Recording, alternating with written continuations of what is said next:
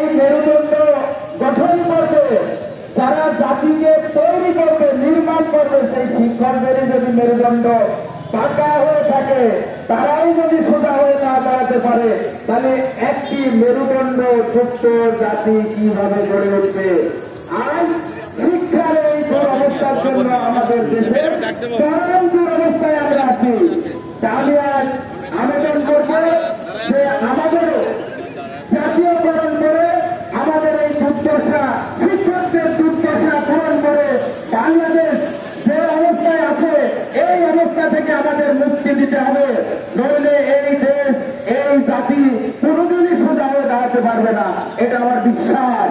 আমি গভীরভাবে মনে করি যে এই শিক্ষকদের অবহেলিত রেখে, অসম্মানিত রেখে, সামাজিক মর্যাদা থেকে বিরত রেখে কোন জাতি কখনো বড় হতে পারেনি, পারবে না।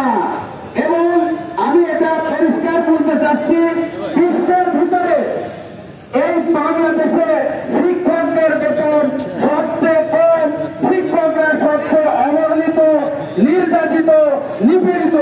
এইভাবে আপনারা শিক্ষকদের রাখবেন না। আমাদের যথাযথ দাবি, যথাযথ কথা, আমাদের চাকরি জাতীয়করণ করে আমাদের যথাযোগ্য মর্যাদায় বিদ্যালয়ে যাওয়ার সুযোগ দিন। আর যদি এটা না করেন, আগামী দিন গভীরভাবে দেশ আরো সংকটে পড়বে। সেই সংকট থেকে আপনারা মুক্তি হতে পারবেন না, পারবেন না, পারবেন না। আমি জাতীয়করণের আশাবাদ ব্যক্ত করে আমার বক্তব্য শেষ করছি। ধন্যবাদ, সবাইকে ধন্যবাদ। এবং আমাদের এই যারা আজকে দাঁড়িয়েছে, খুব অচিরে এদের আশা আপনারা পূরণ করবেন, এই আশাবাদ ব্যক্ত করছি। ধন্যবাদ, সবাইকে ধন্যবাদ।